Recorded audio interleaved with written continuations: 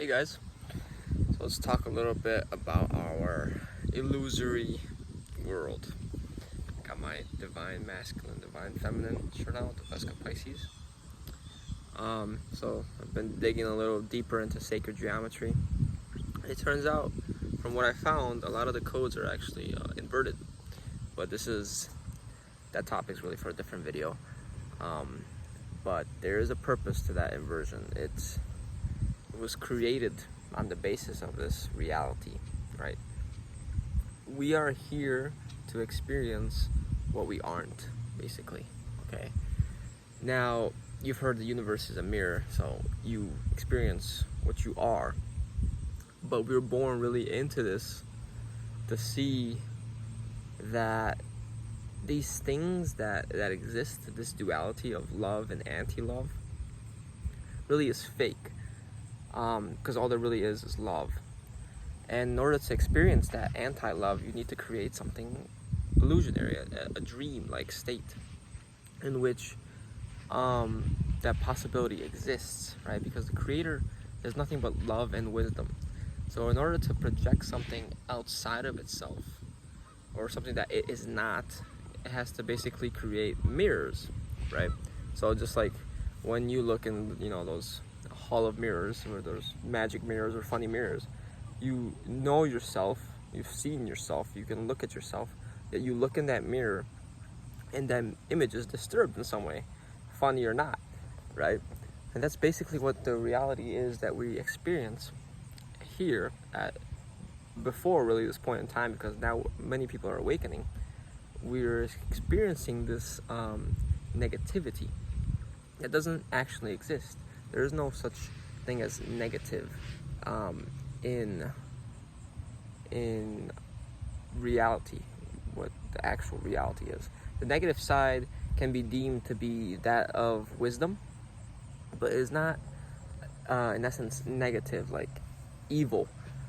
Wisdom is simply the masculine aspect, while love is the feminine aspect. And the union is the creator, it's the all.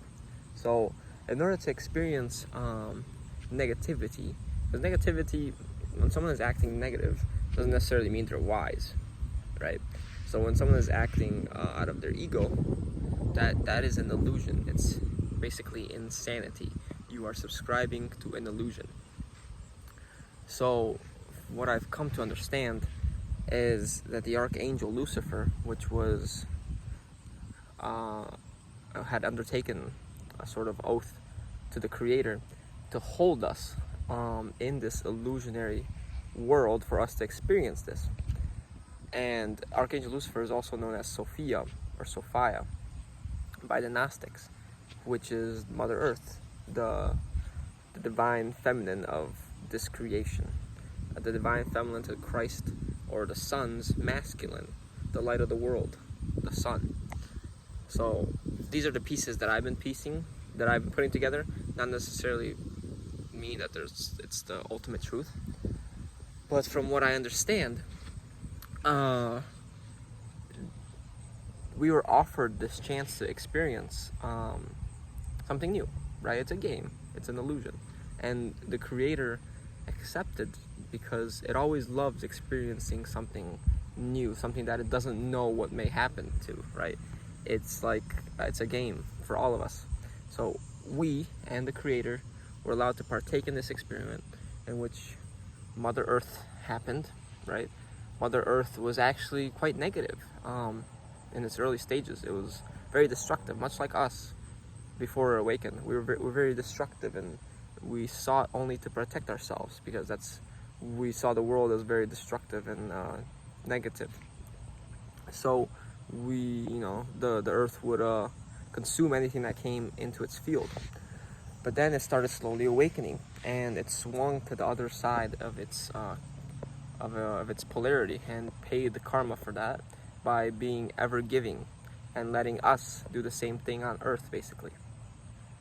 Through our many experiments, about Atlantis, which then reset, and then the coming of other beings which took advantage of our naivete, I think that's the word,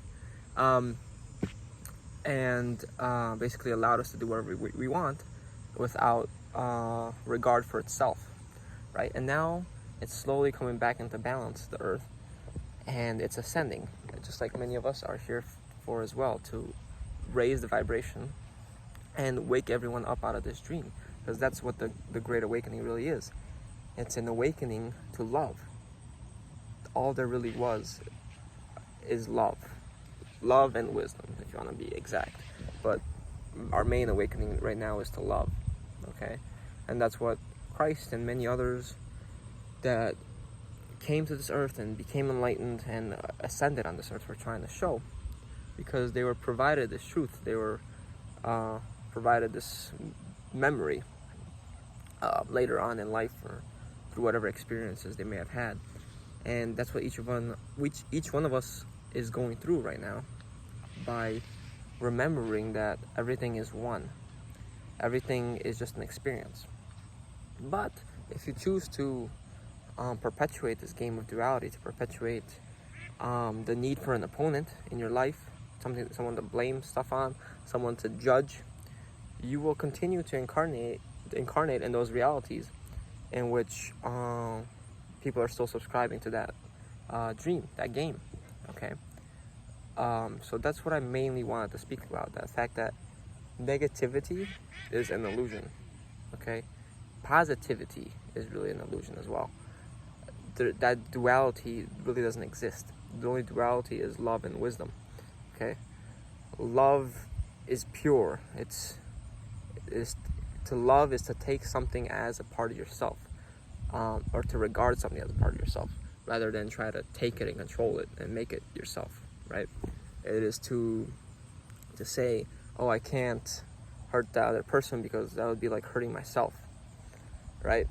And wisdom is to efficiently love, to love in the best way possible for all of us, right? So it's not wise to self-sacrifice for another person, although that can be an experience, and it is what Archangel Lucifer and Sophia they're the same being essentially, chose to undergo, because the story behind that is that the Creator basically let Archangel Lucifer to hold us in this illusionary reality, and the codes to creation were given backwards to create this illusion.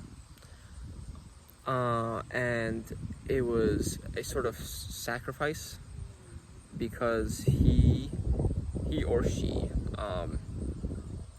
was given the role of the bad guy. So the Gnostics in the Bible believe that Lucifer is Sophia, and Sophia was hidden, which that's a little bit of the part that doesn't make sense. But from what I'm coming to understand, is Archangel Lucifer was given the role of the bad guy, so that we can experience the role of negativity and positivity, the duality of it, the idea of it, so we can, upon remembering who we are, and that love is all there is a greater union with the Creator, right? It's kind of like, okay, you're home all the time, so you don't really miss anyone, but then you go venture out into the world, you go experience, you go see things, some of them you may not necessarily like, and then you start feeling kind of out of place, and you have this longing for home, this homesickness, right? You really desire just to come home and re-experience that love, and that's what this is.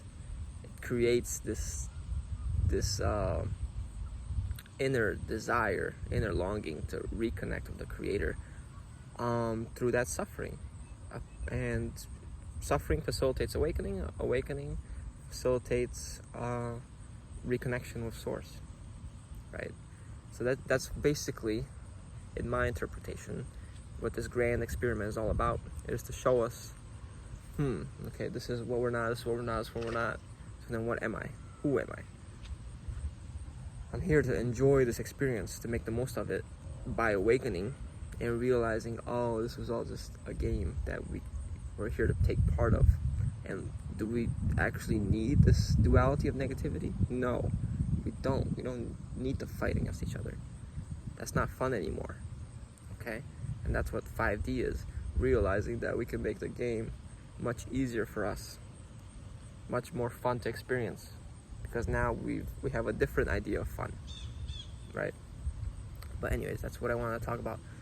Like and comment if you'd like to hear what I've been learning about the sacred geometry.